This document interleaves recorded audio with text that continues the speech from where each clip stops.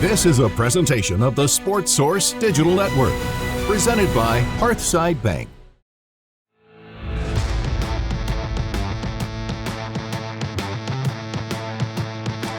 Welcome into the Sports Source Digital Network. This is the final word, I promise, on Vanderbilt.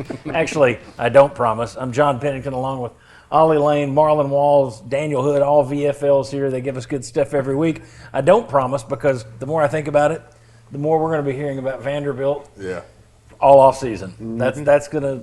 That one's going to be worn around his neck until he does something to erase it, if he can do something to erase it. We do 12 questions right here on the show every week after the game, so this is last one until the bowl game. Thank you for watching it. For those of you who've watched all year, appreciate that. If you do like it, click the thumbs up for us. That does a world of good. Tells other Vol fans out there that we're here doing this kind of thing. Also, subscribe, and I appreciate that. Leave a comment, to do that as well. All right, get into our 12 questions. Number one, Florida was the first one we said all year that was a yes to this. 10 years from now, will this game be remembered by Vol fans? I think this one will, for all the wrong reasons. Yes, exactly. I mean, one, you allowed Vanderbilt to come in, score the most points they've ever scored in Neyland since 1923. And then it looked awful in the making as well. I mean, this is one that people are going to come back to and say, you remember that time in 25 when you let Pavia and crew come in and destroy us? That's something that's going to hang over the heads of a lot of people that are still over there for a long time. You agree? Yeah. Diego Pavia. That's the reason why fans will be remembering this game. Tennessee fans, unfortunately, Vanderbilt fans. Diego Pavia is the reason why this game will be remembered. You think so? Absolutely, especially if he gets up to New York for the Heisman ceremony. Yeah. Mm-hmm. You know, another reason it could be remembered is if things go south from here. Yeah. I mean, I don't think Heupel should be on the hot seat, personally. I said that Sunday. I wouldn't put him there. Some of you guys are okay with a hot seat. I wouldn't at this point. But I do think there are fans, we've talked about this before, once people start getting off the bandwagon, they don't get back on. Yeah. It's like, I'm off, so to get back on means they have to admit, I was wrong. Nobody admits we were wrong. We don't do that, especially not on social media or in message boards. So I do think it may be 10 years from now, but I think the clock has started. May take forever, maybe a long, big, tall hourglass. Yeah. But I do think that this one's going to be hanging around for a while. Yeah, I definitely. When you look back, this will be the critical spot, the critical point. What do you do from here now? Yeah. So, People won't change their mind. I think you're 100% right in that, but they will make a new decision if you give them new information. And so what he had, because I think Dabo wasn't very good his first couple of years as a coach at Clemson. Yeah, but he did this. He did, and that's what I'm saying is Heupel has to make that turn right now to give people new information to make a new decision. At that point, I think they'd jump back on. But Okay. My fear is he already has been here, and people perceive it as it's coming down. Now, you can still end up 9-4 this year. I don't see it as some sort of train wreck, personally. But a lot of people out there, the number of people who've told me in the last 2 days, he's an 8-4 coach. Like, that's all he is. Yeah. It's like, well, I'm sorry, wasn't he in the playoffs last year? I thought he was a 30-win coach over 3 years. No, he's an 8-4 coach. So I don't know that they're going to want to get back on and say, oh, wow, we love him again. Having done this and covered multiple coaches get run out of here, it's hard to get them back on, man. Yeah. I'm not saying you can't, but he's got to have prolonged success, and it's got to be consistent year after year. Yep. Well, I think the thing that hurt him the most, honestly, that got the clock started, I think, was the way you lost at Ohio State. And then the way you lost Vanderbilt. End of the season, last taste in your mouth, what happened? All right, you got blown out of the playoffs. All right, you also got blown off Neyland State, your own field versus Vanderbilt, your in-state little brother. I don't even call it a rivalry. Your little brother, just based off the stats. So I think that's the reason why the clock got started, because now you can also point back to, well, look how we lost at Ohio State. I don't think that's fair, though, personally. Personally, I just fans don't.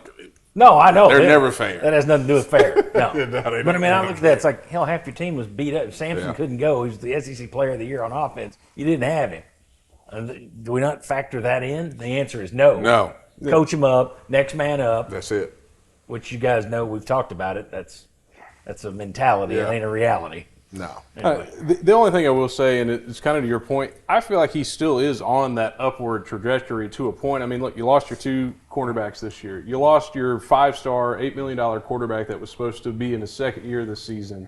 He had a super loud offseason. You had 45 freshmen and redshirt freshmen. Exactly. On the roster. So, I mean, I think if anything, yes, would I have liked this game to look a lot better? I don't want to sugarcoat it. That this Vanderbilt game was bad. Yeah. But in all reality, for what he was somewhat able to accomplish this season, I still don't see it as we're going downhill now.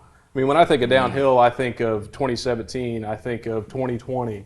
I mean, those just awful train wreck seasons. But a lot of people out there just Yeah.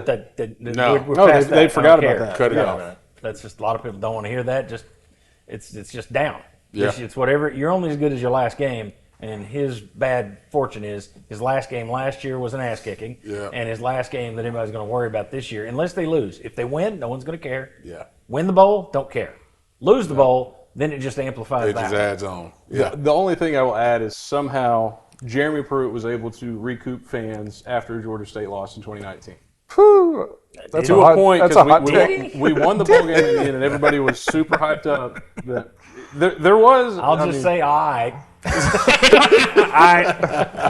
You may have felt that from the team, but outside I mean- it was cold. I was think still people were close. excited y'all were able to fight back and get into a bowl game Yeah. after that Georgia State loss. But people didn't forget that was a No, they were still calling. You did have people saying it's the second longest win streak in the country to LSU, but there were still the memes going around of Beldar cornbread. cornbread. All right. Boy, what was the single most memorable play? The one that I keep going back to, and I feel like I've probably talked about it a lot, and it's a memorable play to me because it just showed how easily some of the stuff that was happening to us was avoidable. And it's this play where Farouk steps inside off of the one move from Pavia, hits the outside for about a 30-yard touchdown on a run, and it's just that happened all night long. But that's just one specifically that I can think of that kind of highlighted the end of the game for us. Yeah. I mean, I would pick a Pavia run, but they all They go are. together in my head. There's so many of them. The only one that I keep going back to is the one where I was like, man, we're in trouble. Is where he did that little fake run and then the pop pass to That's the tight the one, end. They man. did that a couple of times. Yeah, Yeah. it worked every time they did it. Yeah, but That first one, the yeah. first one, I was just like, they came ready to play. This is creative. And then we had 2 turnovers and we were tied at halftime. I was like, I just went ahead and took my money out, put it on Vanderbilt to win the game, so I'd enjoy it. Marlon, do you have a single most memorable play? mine is kind of that same line, but it was like towards the end of the game that kind of sealed it for us. They're running the ball, Pavia, just kind of getting the ball and going, and then like on a second or third down, he gets it, act like he's gonna run again, steps back, he hits Trey Richardson up the sideline. Yeah. They get the first down. It's like, all right, any chance we just had Gone. just went away. And for me, it also was like the creativity of it. Just to be like something as simple as I'm gonna do this a couple times. Get your DBs to think, okay, we're trying to run the clock out, we're gonna burn it, whatever, punt the ball and give them the ball back. Nope, I'm gonna pull up now and hit Trey Richardson down the side. Let's seal this thing. So for me, it was just being creative, but like it wasn't anything crazy. It was something super simple. We're gonna show you this a couple times and throw something off of it. So that kind of bothered me a little bit because I didn't feel like we were as creative to win this football game.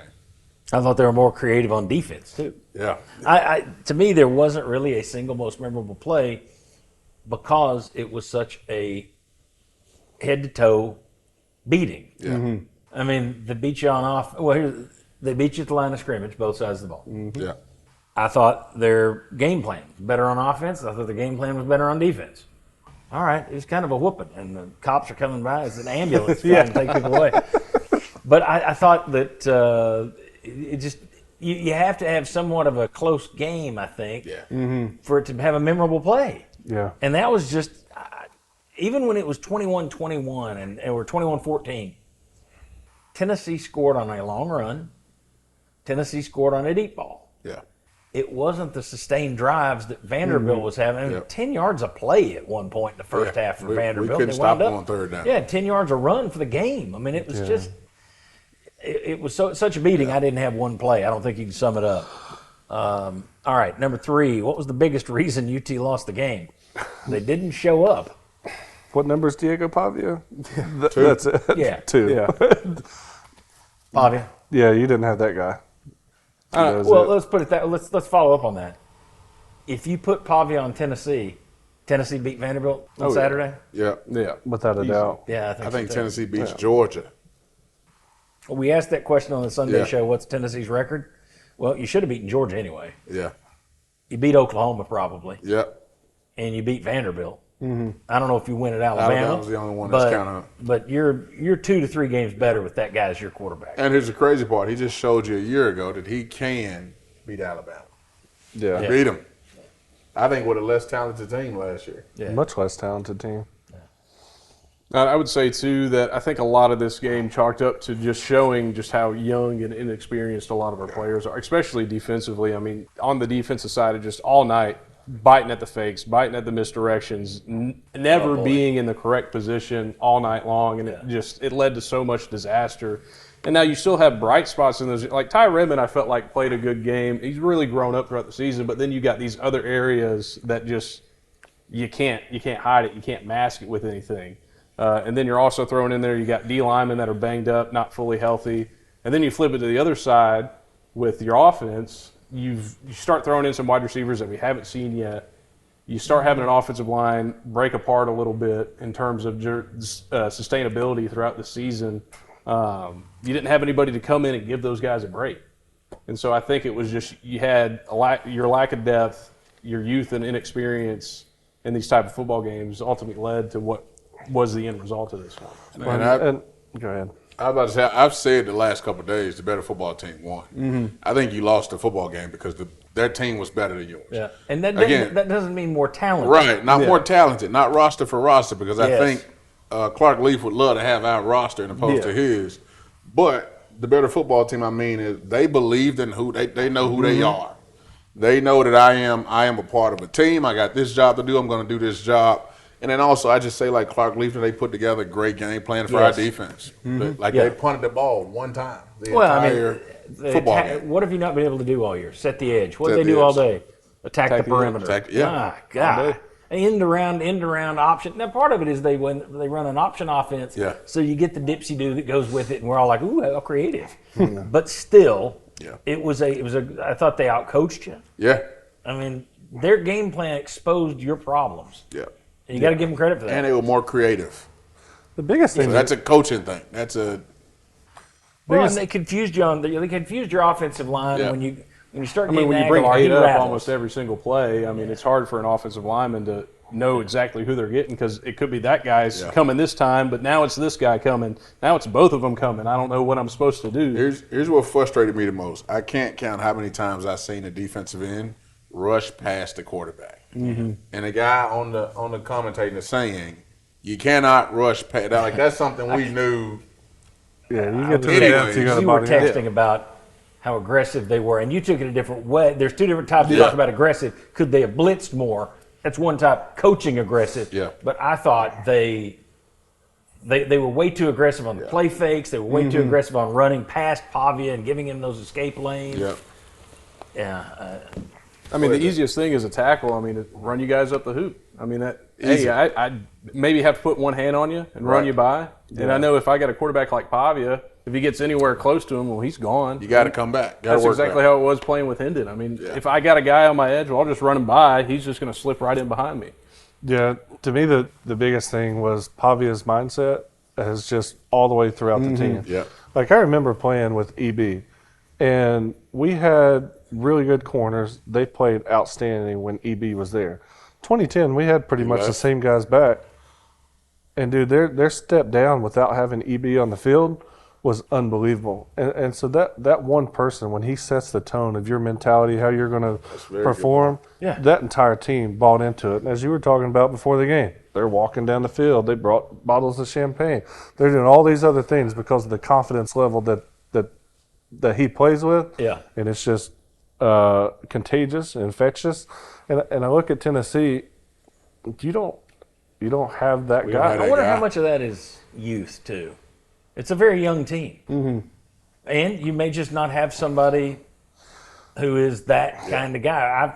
Josh Josephs looked like the one guy who wanted to stump a hole in somebody's ass the other night, but he was a little out of control. I texted you, it's like he's going to get a flag. He's out of control. But I didn't see anybody else. And let's go there. Maybe it was the mindset that Pavia brings to it. And I had people argue with me that this isn't all just the quarterback. And I'm not saying it's just the quarterback.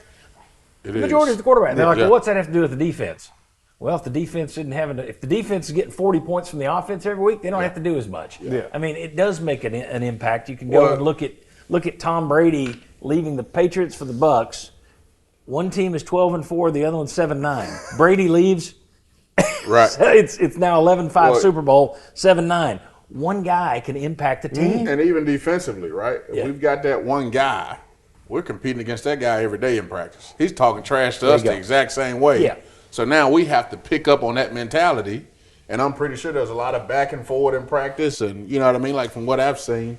So one guy can affect your entire, especially when he's producing. Yeah. When he's producing and he's scoring, like I'll point out this right real quick.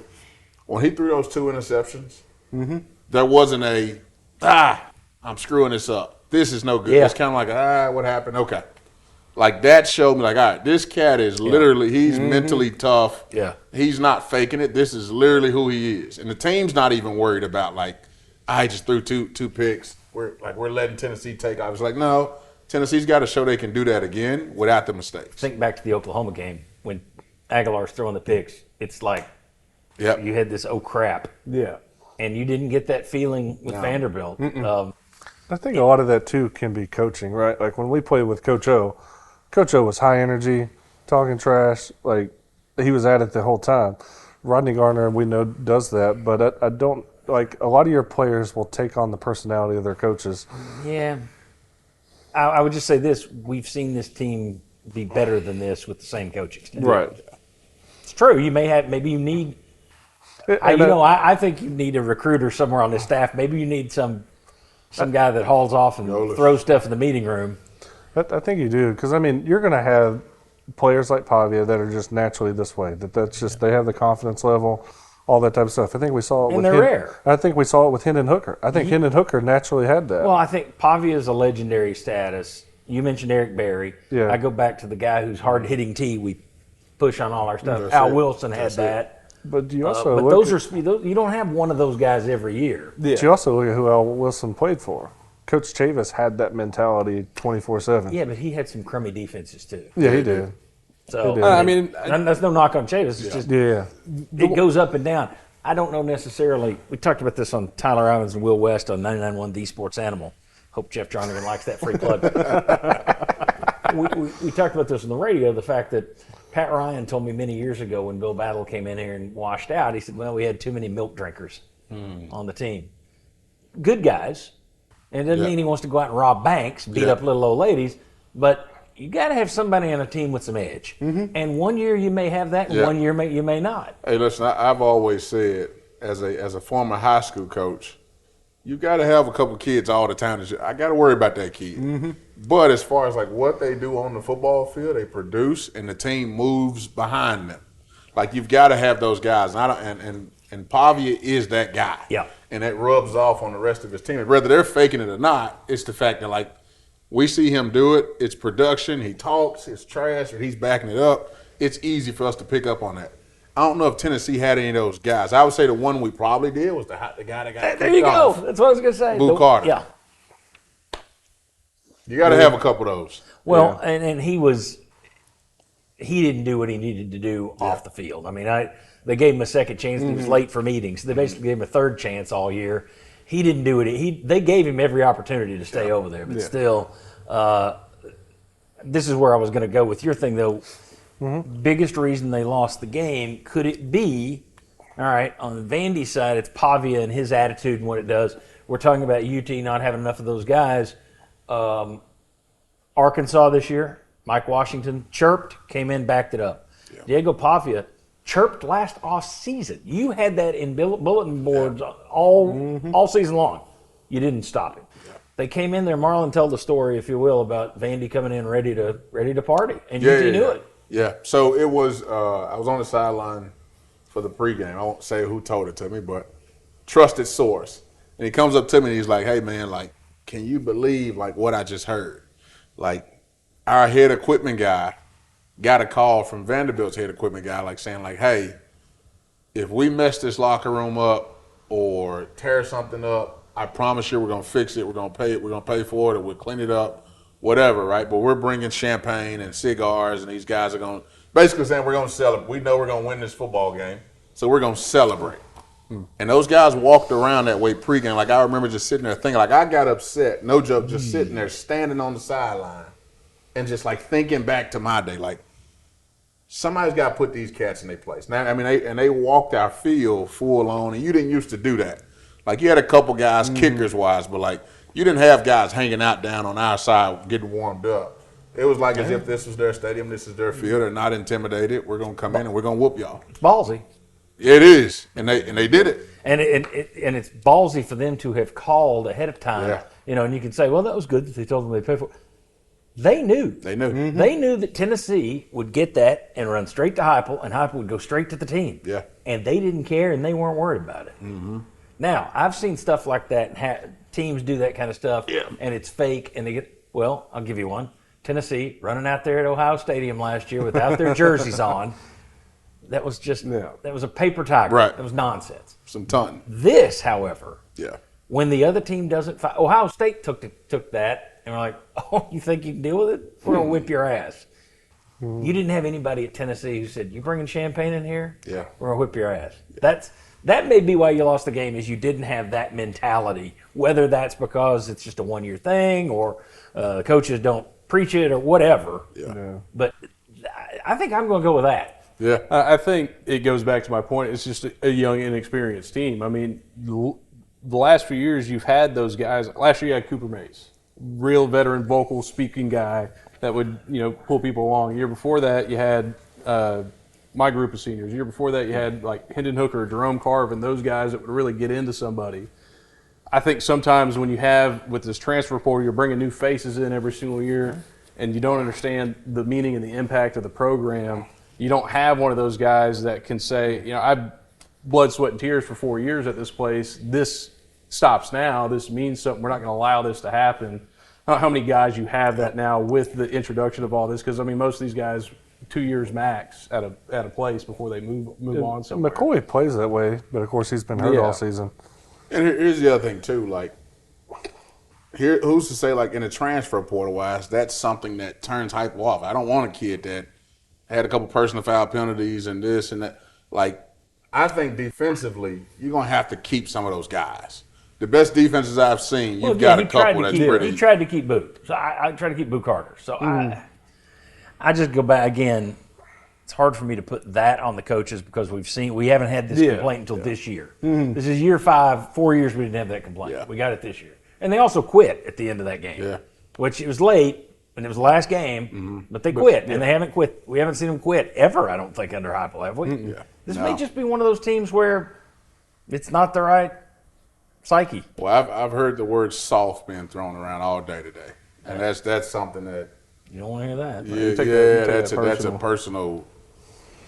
There's been a lot of talk too that it's if you practice soft, you'll play soft. That they haven't been hard in practice, but they're not practicing any differently than you did when you guys won 11. He's not a really hard-hitting practice guy. No, the way we structure our practice, we get our work in on our Tuesdays and Wednesdays. I'm not saying they're lazy. But no, the way I think it's the smartest way to practice because it saves your body for the game.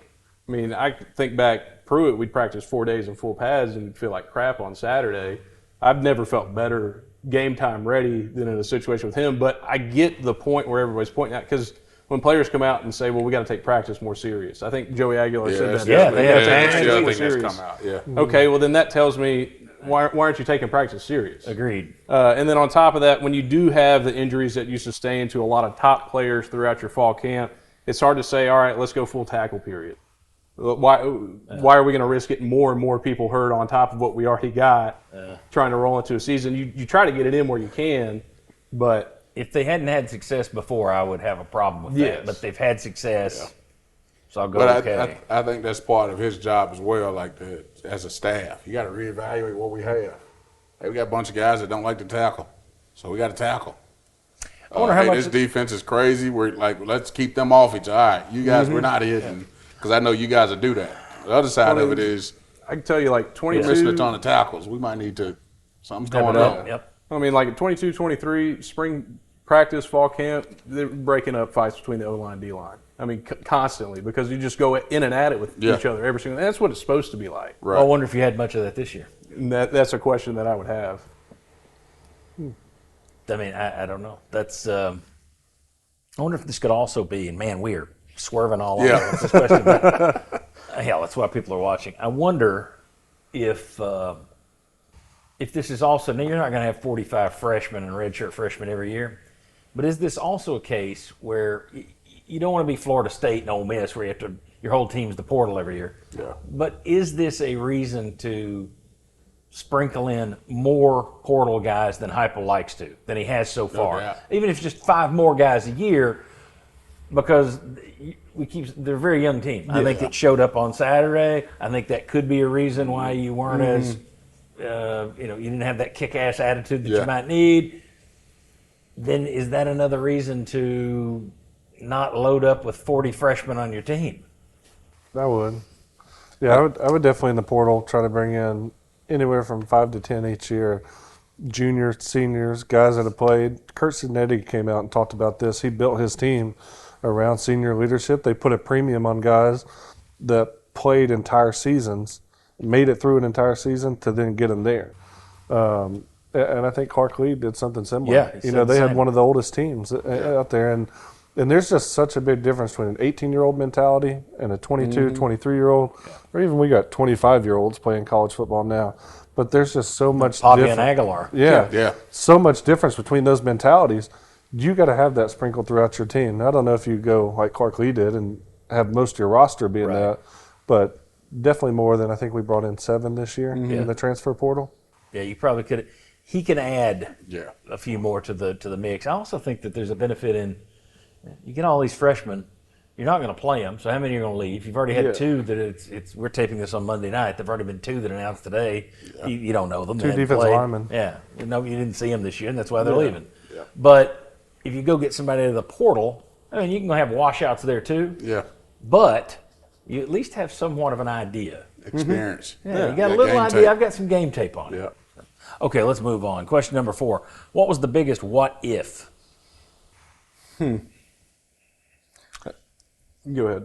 I think the only one is McMurray? Is The roughing the passer? Yeah. I think that's Yeah, you can go. just the roughing the passer deal because it kind of reset them to kind of get the first down. They go down to go score the football and take off from there. Because there wasn't much. Everything was I'll be honest with you, it was a whooping. They whooped us. Like the first half was tight because we had the 2 picks. the 2 turnovers that kept us in that thing. But I think if you take those away, I think it would get ugly pretty fast. So I would say, that's the biggest one. The only one I've got is the what if. 31-3 after that. Yeah. Yeah. The only thing I'll say about that one is that if you're gonna do that, because it was kind of close, I guess, make it look like you're falling into the guy. Don't just throw a helmet under you. You look at him; he launches himself into it, and then when he's up there and hits him, it's like, oh no. And then if you did it, don't act innocent because that just makes you at fault. Was it you? Somebody I talked to said, if you're gonna do it, get your money. No, it was Overstreet. Will Overstreet texted me after he saw it, and he said, "Hey, I didn't think that was roughing the passer. Of course not. He's pass rushing." Yeah. He said, "But if you're gonna do it, get your money's worth. Get your money worth. Make it count." That was not worthy of the first down and the points. Make sure you feel that one. My partner to what if and that one had been if Matthews catches That's where I it. was going. Because I think those 2 plays you capitalize Pretty on. late, though, for that one, but still. But if you capitalize on those 2 plays, that's an 8-point swing. And now in the fourth quarter, you're talking about You're being down by 3 It's a different game. with the ball. Down by 3 with the ball. Okay. I think You won me what over. made this. Yeah. I think what makes this game Which so I'm sure you memorable, care about. kind of going back to that first question. It also felt like no matter what you did in that football game, if you throw the what ifs out of there, if you don't get the pass interference or roughing the passer, this team was just a team on a mission. They legit knew who they were. They knew your weaknesses, and they were attacking those weaknesses. There are also days where it's just your damn day. Yeah. Yeah. It's just your day, and the other guy's just, you're not going to have it Yeah. today. I mean, we've all seen those where, Tennessee's pulled those upsets in the past where, holy smokes, where'd that come from? Mm-hmm. And if you played them 10 times, it's going the other way 9. Yep. 9. That was, I'm not saying that Tennessee would beat Vandy 9. That's not what I'm getting at. Yeah. What I'm getting at is that was the day that it all went right for them and it all went wrong for you, and it was just ugly. Mm-hmm. I don't know if it would be that ugly if you played them 10 times. Again, yeah. I would hope it wouldn't be, but I don't know. All right. I agree with you. The what ifs really don't matter. It was such a butt kicking.